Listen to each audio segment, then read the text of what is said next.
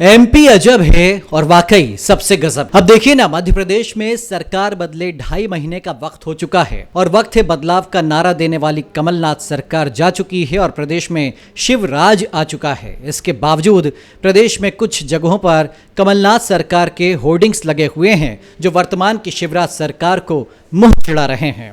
हम तस्वीरें आपको दिखाते हैं। ये तस्वीरें हैं भोपाल के पिपलानी थाना क्षेत्र की, जहां पर नगर निगम के अंतर्गत आने वाले सिटी बस स्टॉप पर आप देख सकते हैं किस तरह से बिजली विभाग की योजनाओं का प्रचार कमलनाथ के चेहरे के साथ किया जा रहा है।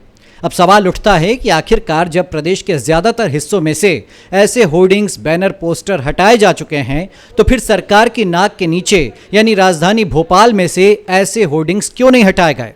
इस लापरवाही के लिए आखिरकार कौन जिम्मेदार है?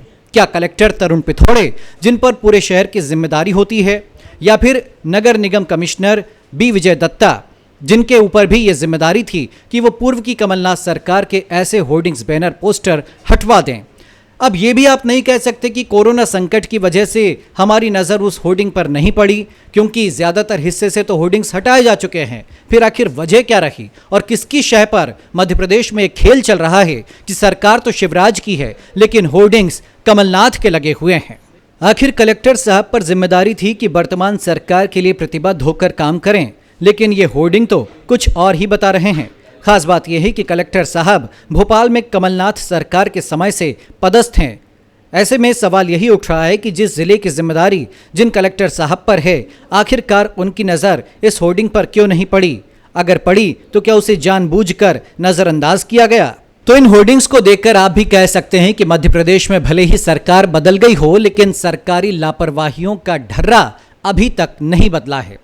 जब इस बारे में द न्यूज़ हाउस ने बीजेपी के नेताओं की प्रतिक्रिया चाही, तो पूर्व मंत्री और वर्तमान में बीजेपी के विधायक विश्वास सारंग ने भी इसे गंभीर लापरवाही माना और उन्होंने कहा कि ऐसे लोगों पर तत्काल कार्रवाई होनी चाहिए जिनकी वजह से जाहिर सी बात है कि शिवराज सरकार की किरकिरी हो रही है। सरकारी नहीं है, जिस भी अमले के जिम्मेदारी है, नगर निगम की जिम्मेदारी, उसको हटाना चाहिए।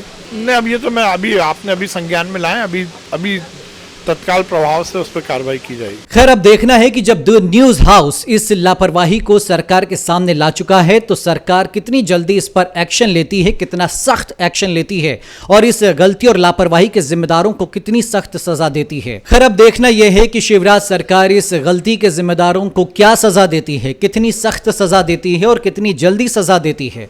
अगर सरकार ऐसा करती है तब तो ठीक है, वरना फिर ये अंदाज़ा लगाना ज़रा भी मुश्किल नहीं कि शिवराज सरकार में भी पूर्व की कमलनाथ सरकार के निष्ठावान अफसरों की तूती बोल रही है, जिनकी वजह से सरकार की नाक के नीचे पूर्व की कमलनाथ सरकार के होर्डिंग लगाने वालों को ज़रा भी खौफ नहीं है। द न्यूज़ हाउस के लिए कैमरामैन अर्पण के साथ मैं दीपेश जैन।